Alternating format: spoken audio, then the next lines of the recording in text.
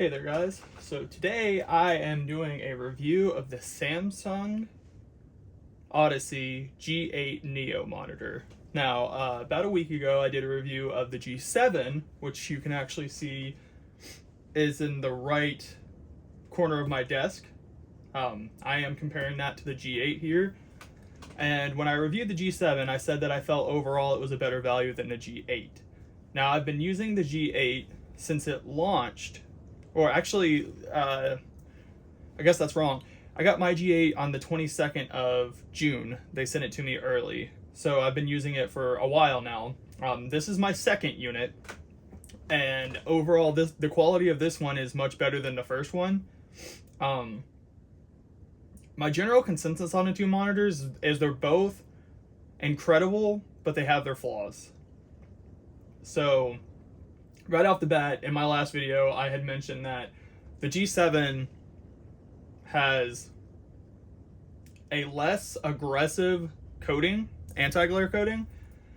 It is very snappy. It's not 240 hertz like the G8 is, but it is 165 hertz 4K. They both have the same specs in terms of local dimming, the amount of mini LEDs.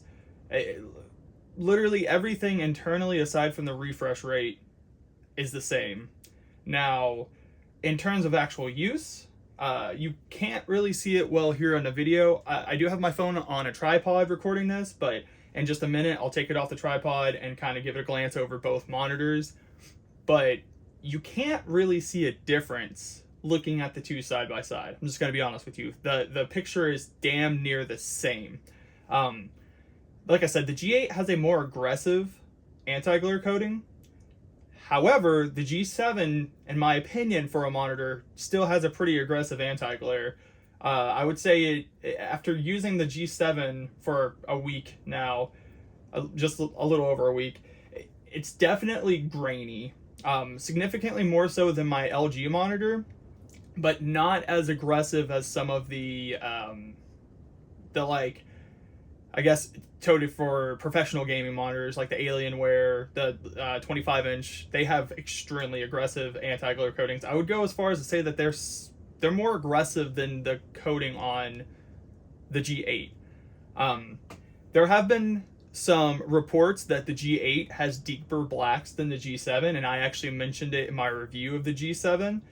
After using it for a while, I can confirm that it is the coating that makes that seem the way it is.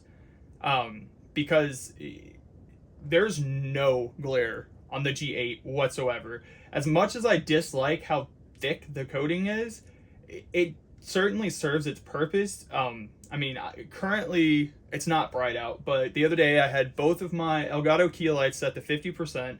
I had my nano leaves behind me, and I had my window open, and there was no glare on the G8. The G7 does have a good anti-glare, but it does reflect light. You do see certain things in it, especially like if I'm playing games and I have these lights on and I have my nano leaf on, I can see reflections. You do not see that in the G8. So it serves its purpose and it gives it more perceived deeper blacks.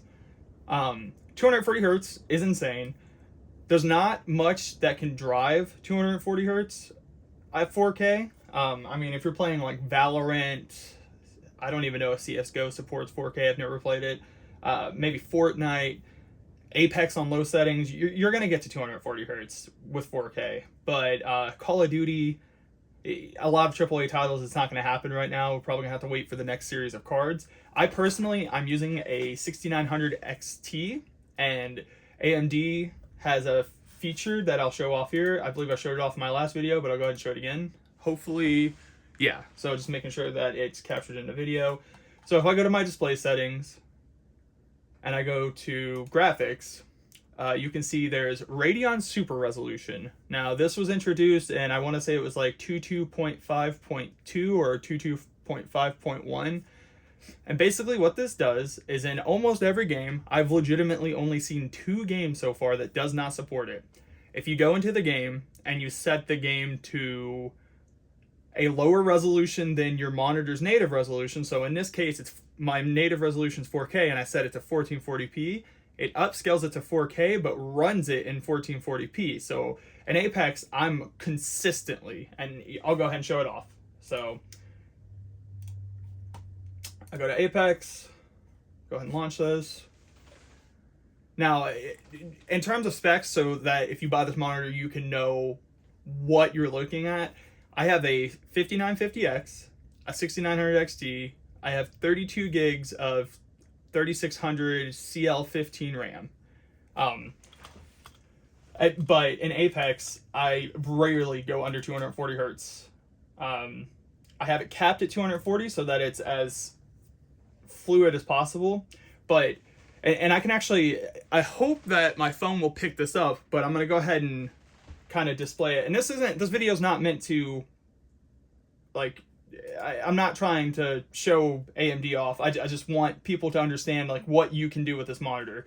So just to show how it works, I'm going to minimize this, and then when I open Apex back up, it's going to be set to 1440p, but you'll see the image immediately clear up. So that's what it's doing. It's saying, hey, this is 1440p, and then that super resolution is just picking like, hey, this isn't the native resolution, let's upscale it. And it does a phenomenal job. I'm very sold on super resolution. I think it's great. But now, so you can see at the top right, let me make sure my camera's picking it up. It may not, I might have to pick the phone up here in a second and zoom in, which I will, because I'm about to go into the more details of the two monitors, so I'll have to take it off the tripod. But I'm hitting 240 hertz. Rarely do I go below it, especially in the actual game. And then if I do Alt-R, you can see right here, it shows active. And now I'm going to go ahead and take this off the tripod, so bear with me just a second.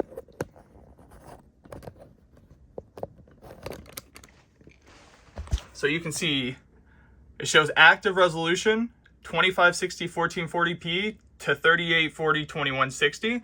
So it's upscaling that to 4K. In my opinion, that's the whole reason I wanted this monitor, because I knew that without it, and I'm gonna go ahead and exit out of Apex now. I knew without it, I wouldn't be able to achieve actual 4K resolution at 240 hertz. Like, it's just not. Oh, I don't have the ability to Alt F4 anymore. That's wild.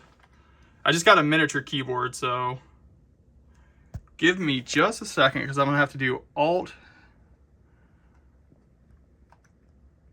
All right, that's gonna take some getting used to, but it's all good. I'm still, like, I've been using a 10 keyless keyboard for a while now, so getting used to this. I don't know where this cap came from. Weird. Okay. All right, so again, in terms of the image of the monitor, hopefully this video will pick it up, but I mean, like, you can't really see a difference. They're very, very similar in terms of quality, in terms of picture quality. So I'm gonna attempt to pick up the scan lines. It's kind of tough. They're not nearly, all right, I'm gonna zoom in real close here. Bear with me.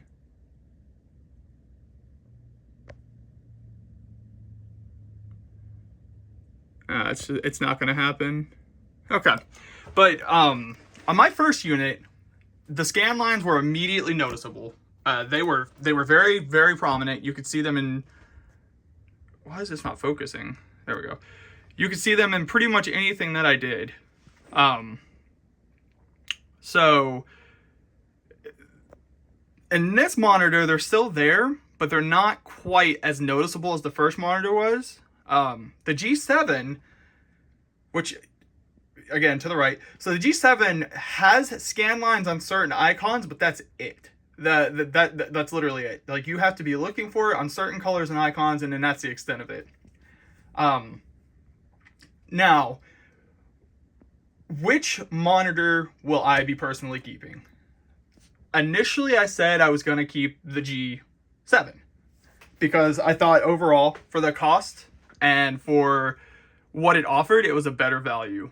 I'm going to put this back on a tripod, but before I get back into that, let me show what differences there are between the two monitors. So first and foremost, we've got the front bezel. Excuse my messy desk. All right, so you can see The G7 has the same little like hooks for the LED strips that the original G7 had. Other than that, it's just this little, you know, it's a thicker bezel, but it's not the worst thing in the world. You can see the actual bezel around the monitor. It's pretty thick too. Especially like if I go over to my LG, you can see there's barely any bezel, period. I love that, but you got to make sacrifices for that mini LED.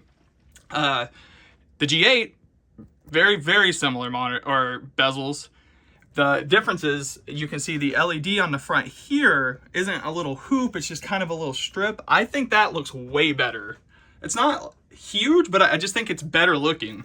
And then we're gonna go ahead and take a look at the back of the monitors, and this is where the biggest difference aesthetically is. Ignore the white stand that's in the G7 right now. That is not the stand that comes with it. That is the one from the G8. It fits, and I just didn't feel like opening it from the other monitor. So this is the G7. G7 is black on the back, very similar to the original G7, not the Neo. And then we've got all the ports here. Well, I'm struggling here. There we go. So we got the ports. Now, for the G8, it is not going to be nearly as easy for me to get a good, clear clip of that, but the G8, you can see it's white on the back. I do have the G8 on a monitor arm. And I'm gonna try to get a good view of the back, but I don't know how good that actually was. But other than that, they're very, very similar. I'm gonna put this back on the tripod.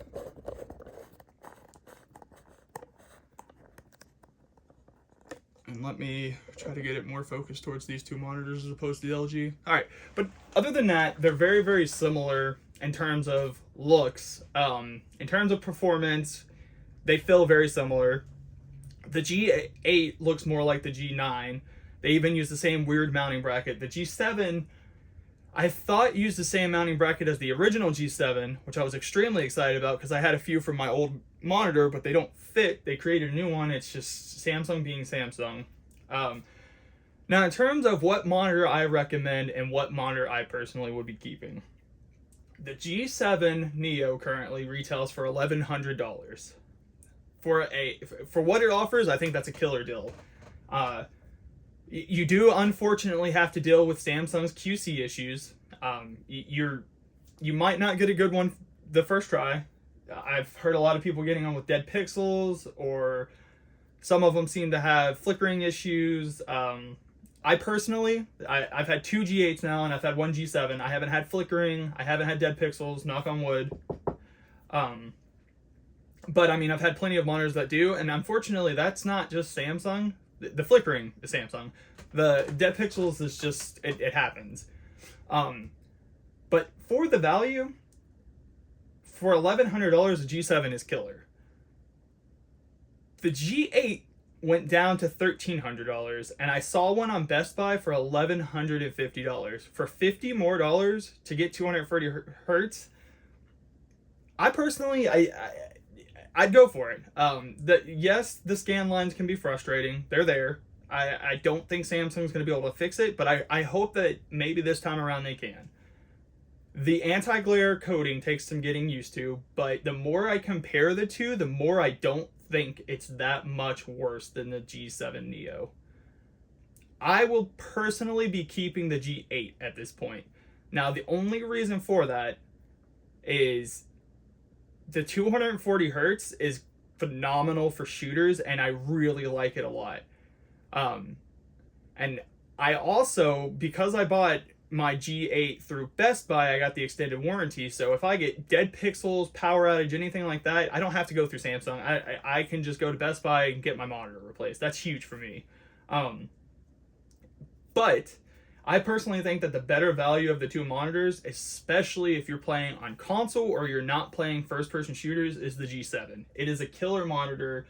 The HDR is insane. The black levels are the closest to OLED that I think we're ever going to get without it being OLED. It's just a great monitor. I've really had a good experience with both of these. I did mention in my last video that one of the issues that I was having with both of these monitors is when you switch inputs, the color settings will reset. I have finally found a way to go around this. It's a little irritating, but it likely won't affect other people like it does me. Basically, when you go, if you're switching inputs, like if you're going from PC and you're going to Xbox or you're going to PlayStation, turn your PC off. Let it go back to where it flashes display and that there's nothing there, then switch your input and your color settings will stay. I've done this hundreds of times since I figured it out, and I have yet to have the color issue appear again. So I believe that's the fix, which is awesome. Other than that, I mean, I don't have many complaints about this monitor.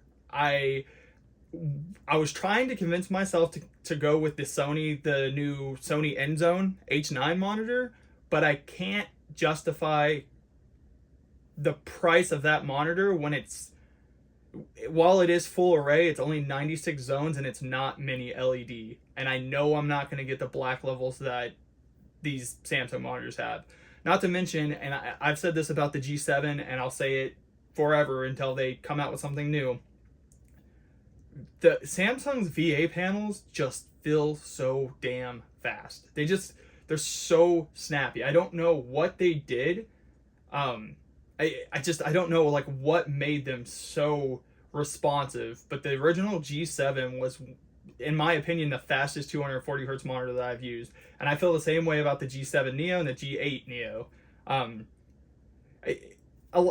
think a big thing that's going to come down for a lot of people is the curve. I've had a few people mention on my G7 comment or video that the curve is too much. It's one of those things where you won't know until you try it. I used to think the same thing, and then when I got the G7, the original, I was like, wow, I kind of love how immersive this makes me feel. I'll be honest with you, if it weren't for the G7 and the G8 Neo being curved, I wouldn't be able to use a 32-inch monitor. I'm so used to 27, but because it curves, it helps me feel like I'm still immersed and I'm not using a giant monitor. I am actively looking for any other issues I might run into with these monitors. I will keep everyone updated as things possibly pop up. But for the price, I think there are some issues that I would love to see resolved. And if you buy a G8, I have heard reports of people that got units with 0 scan lines. Personally, and I'm not trying to be a negative Nancy, I don't believe that. Samsung, I mean, their G7 had scan lines. Their G9 has scan lines. The G8, it's their 240 hertz monitors. They have scan lines. If there are units that don't have it, that's amazing. But if you're going to buy the G8, do not go with the expectation that you're going to get a unit without scan lines. I've had 2 monitors. They both had scan lines. One was just slightly better than the other. The G7, most reports are 0 scan lines. Mine has very minimal scan lines, and you can only see them in certain things. You do not see them in games.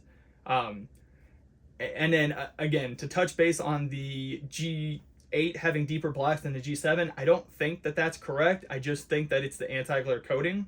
And another thing that I've noticed, and this is a very weird one, it seems to me that the local dimming option on the G7, setting it to auto, seems to be more aggressive than on the G8. On the G8, it seems to kind of do whatever it feels is best, but on the G7, it seems to automatically just, boom, right to high. High is amazing in terms of how it looks for blacks, but it does give you haloing, and it does also make certain things in Windows look god-awful. I had it on high for a little while. I put it back to auto. I think auto is the way to go. I do use HDR when I'm playing PlayStation and Xbox. I don't use it in Windows because I think it's horrible. But other than that, these are 2 of the best monitors that I've used. And I will be very forward in saying that I have not had I've not had great luck with Samsung customer service. I've had good luck with their products. My original G7 was an incredible monitor.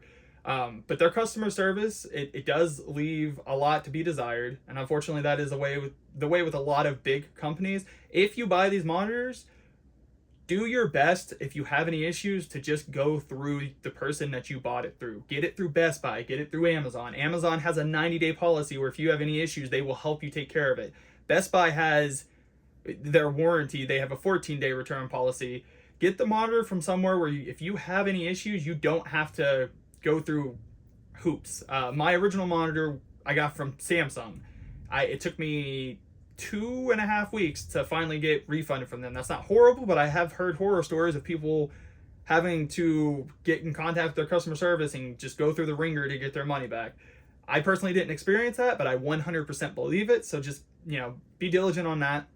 But yeah, just to kind of recap everything, personally, I'll be keeping my G8. I just, like I said, I love the 240 hertz and the anti-glare. I'm just getting used to it at this point.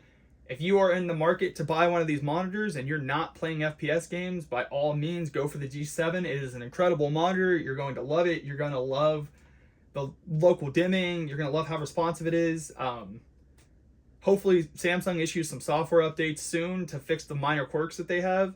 I will say I did plug, because I have seen a lot of people asking these questions, and I want to go ahead and confirm it. I plugged both of these monitors directly into my PlayStation 5 using an HDMI 2.1 cable. Both supported 120 hertz at 4K. Both ran at RGB with HDR, so the HDMI 2.1 does work. I have not tested HDMI 2.1 with Windows yet. I don't need to. DisplayPort is the way that I'll go, but I have seen people reporting that HDR, 240 hertz, and 12-bit all work over HDMI. That's insane. I don't know how they did it, but that's absolutely insane. But that is going to be the end of this monitor. I appreciate everyone for watching this, and I appreciate you guys who have watched my last video. Have a great day.